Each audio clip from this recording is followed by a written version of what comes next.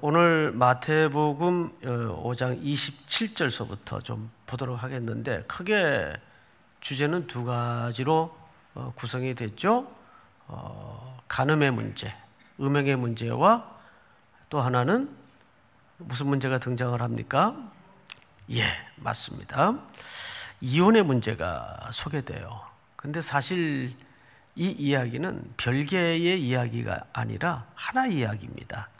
그래서 주제가 아주 신비스럽게 논리 전개가 되는 걸 눈치 빠른 분들은 읽으면서 발견을 할 수 있을 거예요.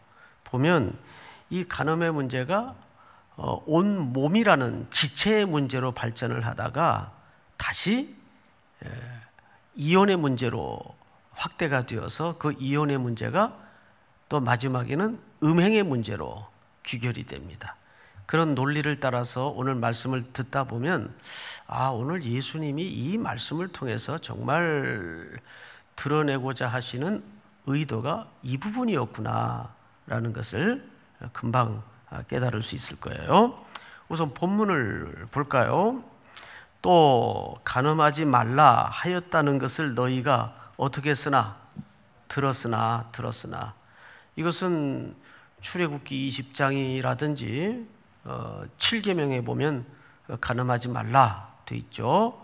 또 신명기 5장에도 10계명이 다시 등장을 하면서 이 부분을 재차 강조하고 확인합니다.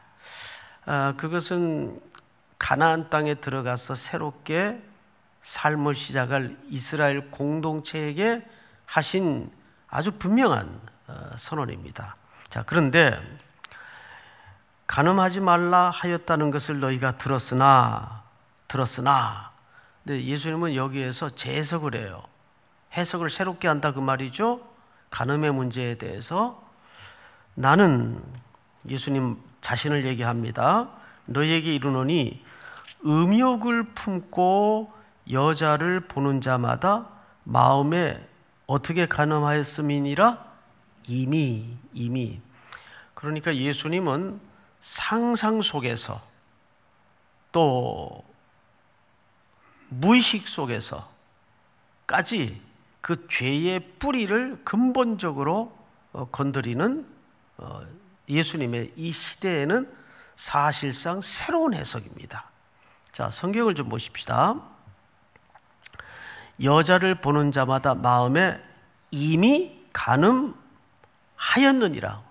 완료형을 썼어요. 그렇죠? 이미 범죄했다, 그것은. 그러니까 예수님은 무엇까지를 중시하는 거죠?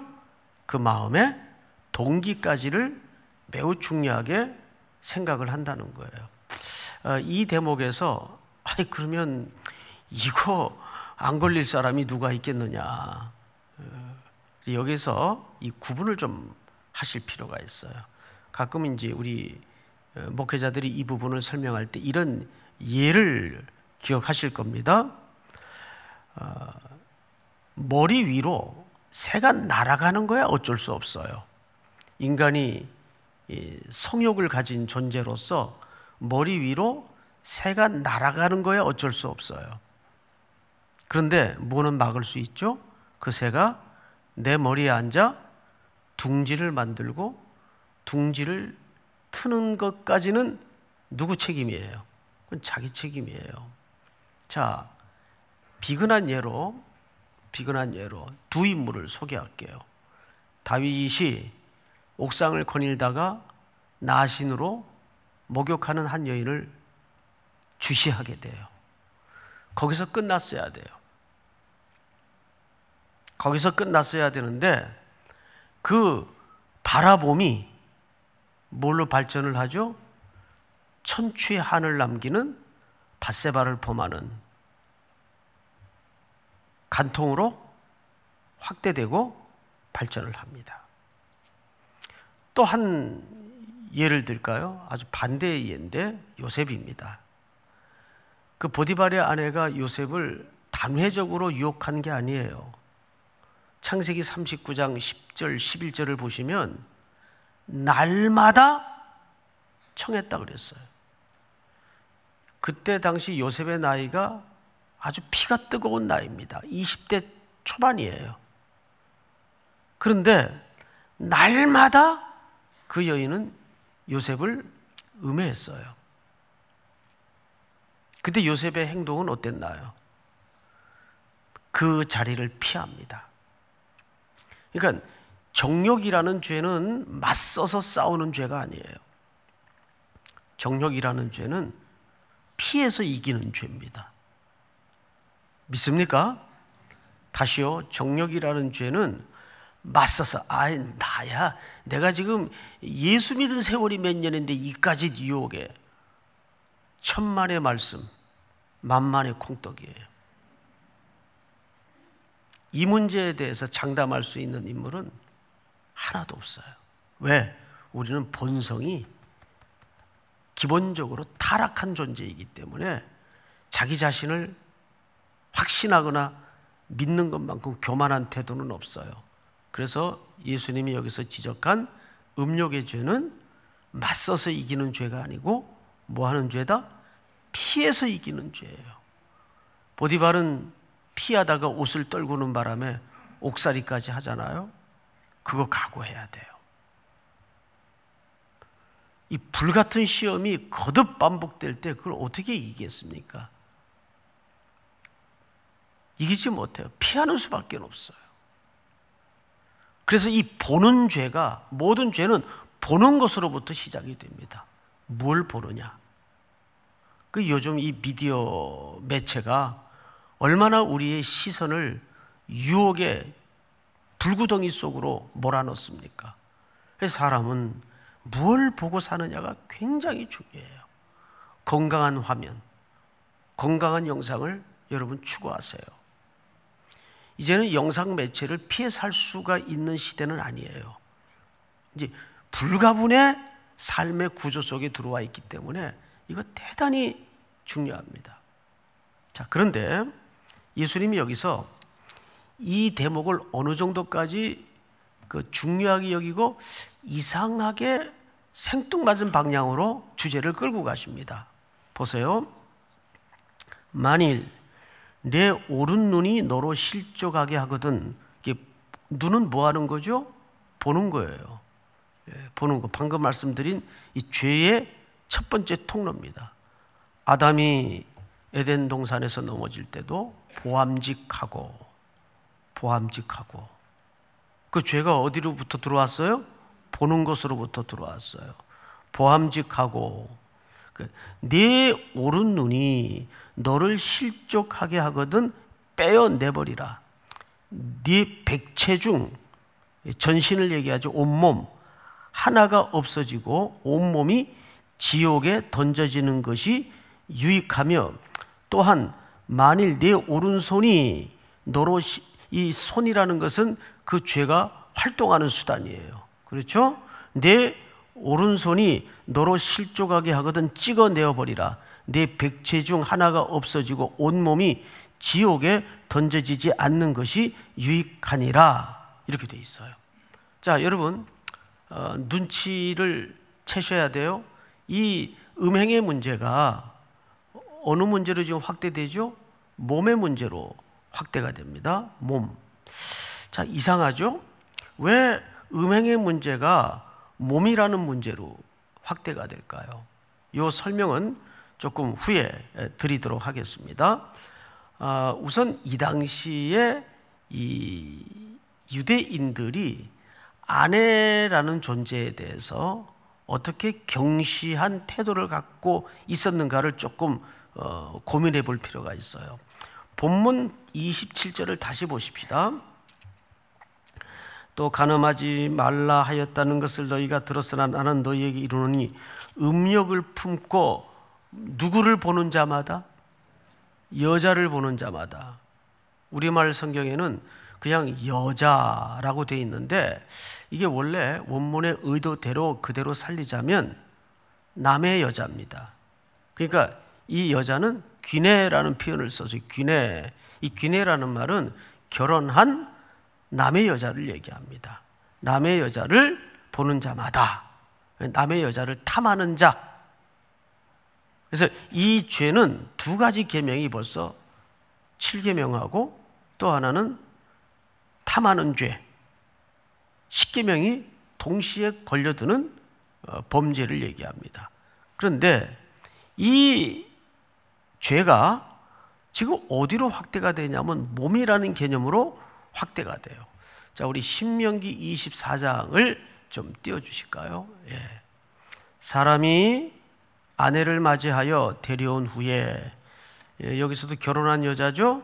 데려온 후에 그에게 무슨 일이 있음을 발견하고, 수치되는 일이 있음을 발견하고 그를 기뻐하지 아니하면 이혼 증서를 써서 그의 손에 주고 그를 자기 집에서 내보낼 것이요, 이렇게 되어 있어요. 자, 이 부분에 대해서 유대인들은 두 가지 해석을 해요. 첫째는 샴마이파라고 있어요. 샴마이파. 또 하나는 힐렐파라고 있어요. 힐렐파. 이 두 파가 사실상 그 유대인들의 큰 두 부류인데, 이 두 파는 뭘로 나누어지냐 하면 성경 해석의 방식으로 나누어져요. 그래서 이 힐렐파는 이거를 아주 폭넓게 적용을 합니다. 수치되는 일에 대해서. 어떤 일을 그러면 수치의 정의로 볼 수 있느냐. 심지어는 이거는 만들어낸 얘기가 아니에요. 음식을 먹다가 음식 안에 남편이 돌을 씹었어. 이거 수치되는 일이에요. 근데 여자가 데려왔는데 또 미모가 좀 시원찮아. 이건 수치되는 일이에요. 실제 이 사람들이 이 힐렐파는 수치되는 일을 이렇게 폭넓게 적용을 했어요. 근데 반대로 샴마이파는 그거를 문자적으로만 적용을 했어요. 그 수치되는 일이 당시에 뭐냐 하면 음행과 간음을 얘기합니다. 실질적으로 그 팩트가 벌어지지 않는 한은 이게 이제 샴마이파의 해석이에요. 근데 힐렐파는 뭐 미모가 좀 마음에 안 든다든지, 또 음식이 맛이 없다든지, 살림살이가 신통치 않다든지, 그 별의별 적용의 의도를 확대시켜서 여자를 그냥 버리는 거예요. 이것이 여자들이 겪는 이 당시의 서러움이고 화근이었습니다. 그러니까 이 여자들은 남편들에 의해서 이런 이유로 쉽게 버림을 당합니다. 그래서 사실 신명기 24장을 다시 띄워보시면 이런 뜻입니다. 수치되는 일이 있음을 발견하고 그를 기뻐하지 아니하면 무엇을 써서, 그래서 이것은 이혼을 허락하기 위해 이 말을 하는 게 아니라 이혼을 쉽게 하지 못하도록 하기 위해서 부득이 만든 모세의 율법을 통한 제도였어요. 근데 이거를 우리는 우리의 연약함 때문에 이혼을 허용하는 쪽으로 잘못 해석을 하는 거죠. 오히려 이혼을 방지시키기 위해서 그렇게 말도 안 되는 이유를 갖다 대서 여자들을 자꾸 내버리고 가슴 아프게 만드니까, 이것은 여성의 인권의 측면에서도 이래서는 안 되겠다 싶어서 하나님이 이 타락한 공동체의 그 부부관계의 견고함을 계속 유지시키기 위해서 이혼 증서를 써서 그의 손에 주고 그를 자기 집에서 그때는 내보낼 것이다.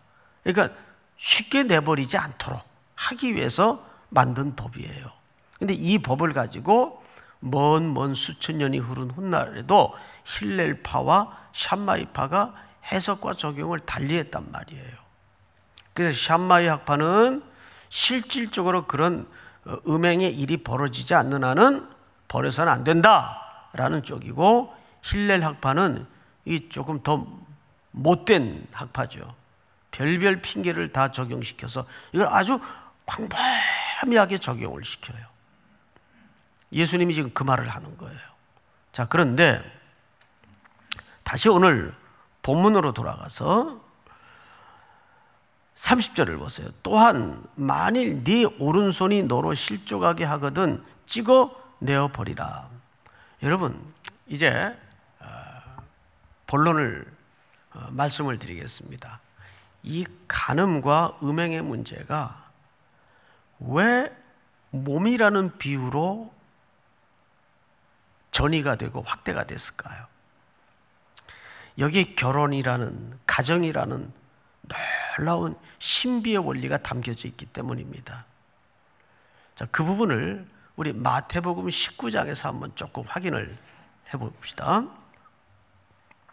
바리새인들이 예수께 나와 그를 시험하여 이르되 사람이 어떤 이유가 있으면 그 아내를 버리는 것이 옳습니까? 그러니까 이것은 예수님을 넘어뜨리기 위해서 이제 질문을 한 거예요. 자, 예수님 대답을 보십시다. 시작. 예수께서 대답하여 이르시되 사람을 지으신 이가 본래 그들을 남자와 여자로 지으시고. 자, 잘 보세요. 사람을 지으신 이가, 창조주 하나님을 얘기하죠. 본래 부부를 뭘로 지었어요? 남자와 여자로 지으시고, 부부는 남자와 여자가 결혼을 하는 겁니다. 사람과 사람이 결혼을 하는 게 아니에요. 미국의 PCUSA라는 교단이 있어요. 이 교단에서 이 법을 자꾸 어떻게 바꾸냐면 사람과 사람이 결혼을 하는 문구로 그 글자 하나 차이인데 그걸 자꾸 바꾸려고 해요. 그래서 이미 바꿨을 거예요. 지금 그 시도했던 때가 오래전이니까. 우리나라도 지금 그런 시도가 있지 않습니까? 지금 이런 설교도 이제 앞으로 헌법에 걸리는 세월이 올 수 있어요. 올 수 있어요. 그런 세월이 와도 성경의 진리가 우선이니까 계속 말을 할 겁니다. 그때 되면 아마 은퇴해 있을 거예요. 예. 뭐가 겁나겠어요? 예. 자, 예수께서 대답하여 이르시되 사람을 지으시니가 본래 그들을 남자와 여자로 지으시고. 다음 절 보십시다. 시작. 말씀하시기를 그러므로 사람이 그 부모를 떠나서 아내에게 합하여 그 둘이 한 몸이 될지니라 하신 것을. 잘 보세요. 그 부모를 떠나서 아내에게 합하여 그 둘이 뭐가 될지니라. 한 몸. 한 몸이라는 개념을 머릿속에 입력하세요. 분명히 남자와 여자를 창조하시고 남자와 여자를 뭐 하셨다고? 부부로 한 몸이 되게 하셨다고요. 여러분, 이 사실을 믿습니까? 동의하십니까? 예. 여기에 이론이 있어서는 안 돼요. 자, 그런데 여기 한 몸을 유독 강조합니다. 다음 절. 그런즉 이제 둘이 아니요 또 무엇이니?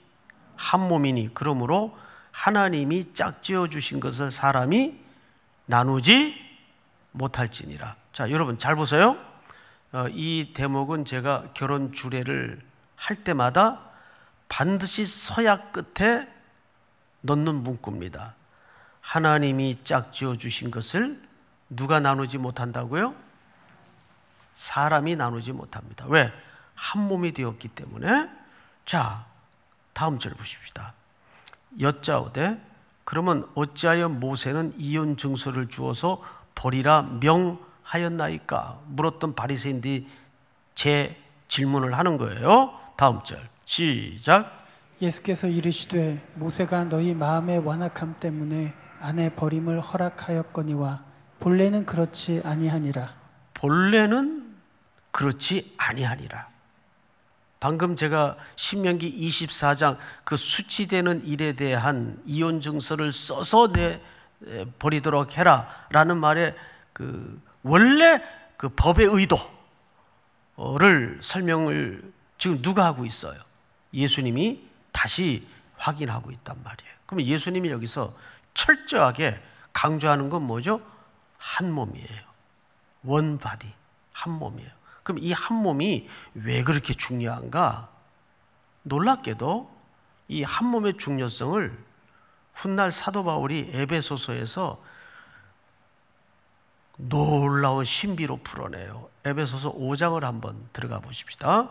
본문이 좀 길지만 끝까지 다 교독을 할 겁니다. 아내들이여 자기 남편에게 복종하기를 주께 하듯 하라.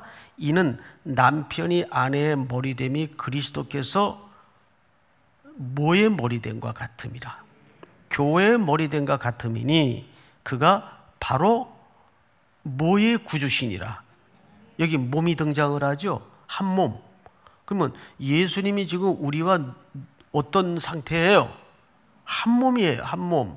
그래서 그분을 신랑이라고 하고 우리는 그분의 지체, 신부라는 개념으로 들어오잖아요. 다음 절. 그러므로 교회가 그리스도에게 하듯 아내들도 범사에 자기 남편에게 복종할지니라. 여기까지만 읽으면 안 된단 말이에요. 그런데 목사님들이 꼭 여기까지만 읽어주죠. 다음 절. 남편들아, 아내 사랑하기를 그리스도께서 교회를 사랑하시고 그 교회를 위하여 뭘 주신같이 하라? 이건 더 센 요구예요.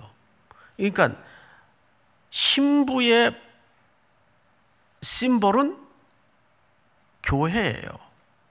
그러면 남자의 상징은 구주의 상징을 맡았단 말이에요. 이걸 오롯이 드러내고 연습하고 훈련하고 함께하는 삶이 무슨 삶이죠? 부부의 세계예요. 믿습니까? 이게 부부의 세계예요. 그래서 이 부부의 세계에서 가장 강조하는 것은 원바디, 한 몸이란 말이에요. 이건 예수님께서 아예 절대 이건 사람이 나눌 수 없다. 이건 원칙이 아니에요. 원리예요. 창조의 원리란 말이에요. 자, 이는 곧 물로 씻어 말씀으로 깨끗하게 하사 거룩하게 하시고, 다 같이 시작. 자기 앞에 영광스러운 교회로 세우사 티나 주름 잡힌 것이나 이런 것들이 없이 거룩하고 흠이 없게 하려 하심이라. 다 같이. 이와 같이 남편들도 자기 아내 사랑하기를 자기 자신과 같이 할지니 자기 아내를 사랑하는 자는 자기를 사랑하는 것이라. 시작. 누구든지 언제나 자기 육체를 미워하지 않고 오직 양육하여 보호하기를 그리스도께서 교회에게 함과 같이 하나니 우리는 그 몸의 지체임이라. 그러므로 시작. 그러므로 사람이 부모를 떠나 그의 아내와 합하여 그 둘이 한 육체가 될지니 이 비밀이 크도다. 나는 그리스도와 교회에 대하여 말하노라. 그러니까 신부의 기능과 신랑의 기능을 통해서 이 부부의 세계를 통해서 예수님은 뭘 설명하고 싶었던 거죠? 공동체로서의 교회의 모습을 드러내고 구현하고 설명하고 싶었던 겁니다. 이 속에 뭐가 있어요? 부부됨의 중요한 신비와 원리가 담겨져 있는 거예요. 근데 이런 성경적 원리를 떠나서 오늘날 사람들은, 제가 이걸 준비하면서 그 폭풍우 속의 가정이라는 러셀 무어가 쓴 책을 읽어봤어요. 그 중간 부분에 7장서부터 9장까지 전부 부부에 관한 이야기고, 그 뒤편에는 가족 안에 자녀들을 어떻게 해야 되느냐. 근데 제가 지금까지 가정에 대한 책들을 여러 권 가지고도 있고 읽어도 봤지만 이 책만큼 놀랍게도 십자가의 원리로 가정의 질서를 설명하는 책을 만나보지 못했어요. 우리 성도님들에게 꼭 필독을 권합니다. 저는 그 책이 어느 출판사에서 출판한지도 몰라요. 그런데 제가 이때까지 섭렵한 책 중에 가장 복음적이고 성경적인 질서로 결혼의 문제, 독신의 문제, 가정과 자녀의 문제, 부부의 문제를 가장 성경적인 복음적인 원리로 풀어낸 책이에요. 거기에서 발췌한 몇 가지를 좀 여러분들과 나누면서 말씀을 마치도록 하겠습니다. 자, 첫 번째.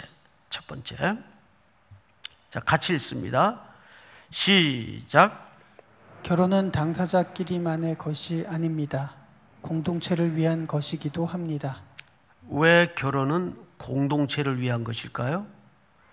여러분, 영국 같은 데서는 하객들이 그냥 축하로운 분들이 아니라 주례자가 서약 전에 꼭 질문을 하는 게 하나 있습니다. 하객들을 향해서 이렇게 물어요. 서약 전에 묻습니다. 이 결혼에 대해서 이의가 있습니까? 라고 질문을 해요. 이 뭐 가슴 떨리는 순간이죠. 근데 그 중에 한 똘 아이가 이의 있습니다 그러면 어떻게 되겠어요? 그 법적으로 효력이 없어지는 거예요. 이의 없습니다 그래요. 그 사람들이 하객이 아니라 누구이기 때문이죠? 증인이기 때문에 그래요. 증인. 그래서 결혼은 서로가 좋은 감정이 발생해서 서로를 위해서 하는 게 아니에요. 결혼은 공동체로서 만나는 거예요. 이게 성경이 가르치는 원리예요. 신부인 우리와 신랑인 예수님이 우리를 1대1로도 부르셨지만 우리를 무엇으로도 부르셨어요? 교회라는 공동체로도 부르셨단 말이에요. 결혼을 하면 두 사람만 삽니까? 거기 양가 부모님들이 계시고 또 시동생 시누이가 있고 이게 전부 아우러지고 결혼은 합병이 아니에요. 에? 결혼을 자꾸 합병으로 이해하는 분들이 계신데 공동체란 말이에요. 그래서 다시 자꾸를 좀 띄워주세요. 결혼은 당사자끼리만의 좋은 감정에서 만나는 것이 아니라 공동체를 위한 것이기도 합니다. 이 자신 없으면, 이 확신이 없으면 안 돼요. 두 번째. 예측, 상상도 안 되는 미래 앞에 서로 뭐 하는 것입니다? 서로 서원을 하는 거예요. 서원. 그래서 결혼이라는 것은 여러분 서로에게 책임이 우선이에요. 근데 오늘 이런 성경적인 토대가 약하니까 어떻게 이제 함정으로 빠지냐면 다음 세 번째를 보십시다. 결혼을, 자, 지금 말씀드렸죠. 결혼은 뭘 지는 것이다? 서로에 대한 서원이기 때문에 책임을 지는 거예요. 그 책임지기 싫은 마음이 생기기 시작하면 이제 핵폭탄이 하나 가정 안에 만들어지는 겁니다. 네 번째 볼까요? 이거 중요합니다. 그래서 우리는 행복하지도 않는 결혼 생활을 왜 유지하냐 이렇게 쉽게 얘기해요. 아니요. 결혼은 행복의 가치보다 중요한 것이 서로에 대한 뭐예요? 거룩과 이 거룩을 우리말로는 정절이라고도 표현할 수 있죠. 이게 무슨 얘기냐 하면 우리 성도들이 또 부부들이 살면서 결혼의 문화가 역사를 통해서 엄청 바뀌어요. 결혼의 양태도 바뀌어요. 그런데 바뀌지 않는 거 하나 있어요. 서로에 대한 정절의 가치는 바뀌지 않아요. 짐승들이 아니고서야 서로에 대한 정절의 가치는 바뀌지 않아요. 그러니까 결혼은 행복하냐 안 하냐보다 더 중요한, 그것도 중요하지만 가치는 서로에 대한 그 책임의 실질적인 문제가 정절과 거룩을 지키는 겁니다. 믿습니까? 자, 다섯 번째. 결혼은 길고 지고한 헌신입니다. 아주 길고 먼 헌신이에요. 부부로 법적으로 만들어졌지만 이제 참된 부부가 되기 위해서 한 50년, 60년 해로를 하려면 매우 서로를 향해서 길고 지리한 헌신이 이루어져야 돼요. 근데 만약에 여기에 문제가 생길 때 어떤 일이 벌어지는가? 자, 6번째. 결혼은 출구 전략을 벌여야 된다. 이게 무슨 얘기일까요? 오늘날 모든 가정들이 이 출구 전략을 가지고 결혼 생활을 해요. 그 출구 전략이 뭘까요? 아니면 헤어지면 되지 뭐. 이 출구 전략이에요. 그때부터 우리는 우리 속에 뭐가 만들어지는지 아세요? 헤어질 사유가 만들어집니다. 이게 위험한 거예요. 그래서 아예 예수님은 이 출구 전략을 마련했어요, 안 했어요? 사람이 나누지 못하니라. 이건 출구 전략을 버려라 그 말이에요. 믿습니까?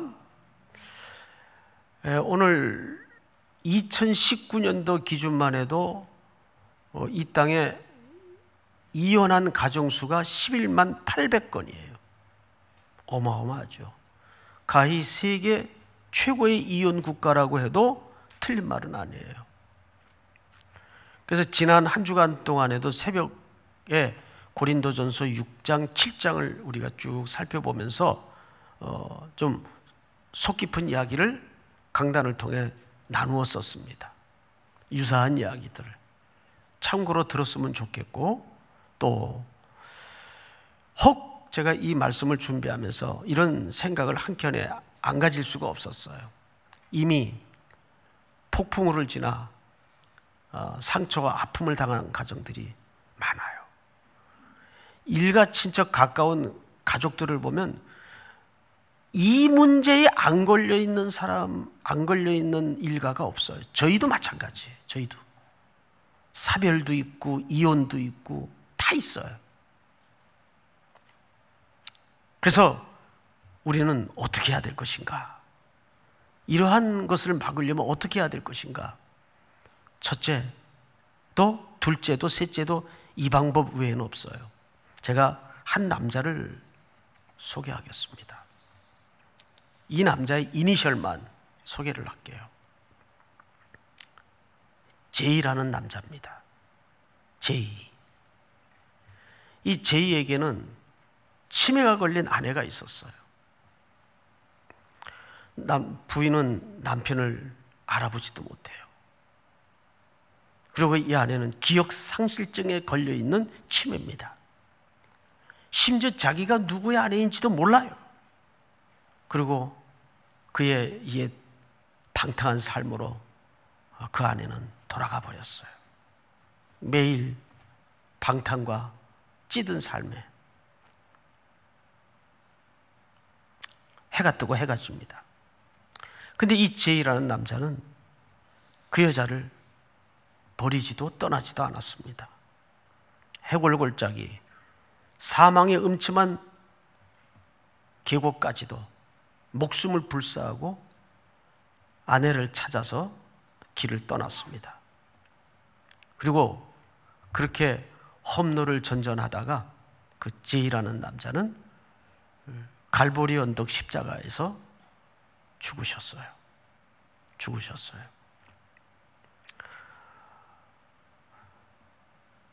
그 제이라는 남자의 죽음의 근거가 뭘까요? 이스라엘 백성들이 역사적으로 파탄에 놓여져 있고 버림당한 것 같은 위기 속에서도 언제나 성경 전체를 관통하는 하나의 단어가 있었어요. 언약을 기억하사. 언약을 기억하사. 기억나십니까?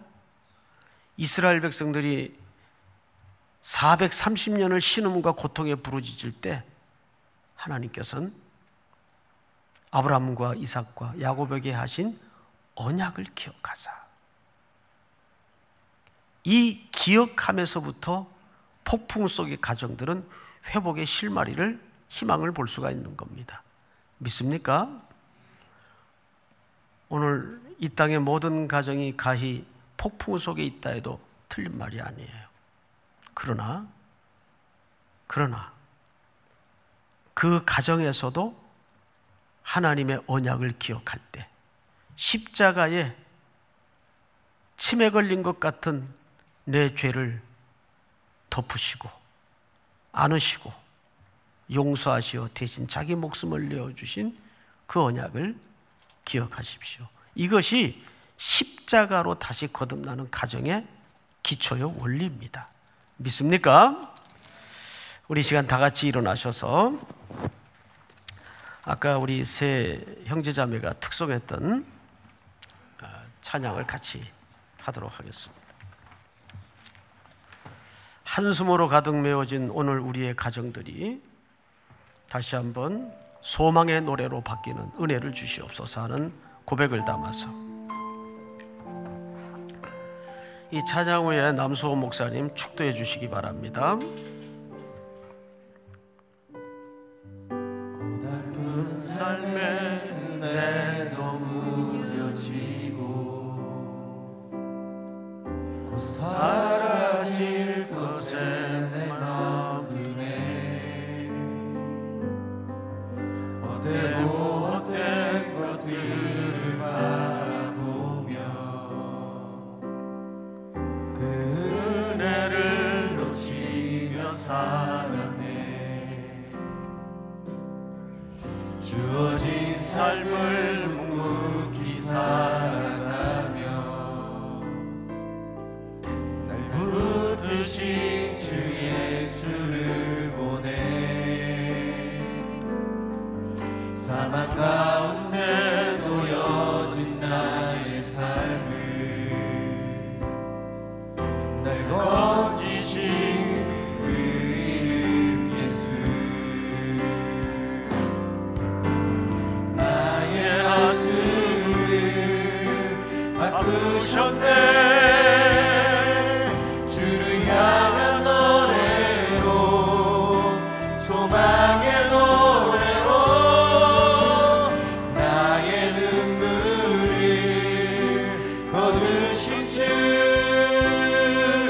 예수 이름 안에 살게 하소서 나의 한숨을 바꾸셨네 나의 한숨을 우리 가정의 한숨을 바꾸어 주시옵소서 주를 향한 노래 공동체 한숨을 소망의 노래로 바꾸어 주시옵소서 나의 눈물을 거두신 주 예수 이름 안에 살게 하소서 우리 다시 한번 나의 한숨을 바꾸셨네 나의 한숨을 바꾸셨네 주를 향한 노래로 소망의 노래로 나의 눈물을 거두신 주 예수 이름 안에 살게 하소서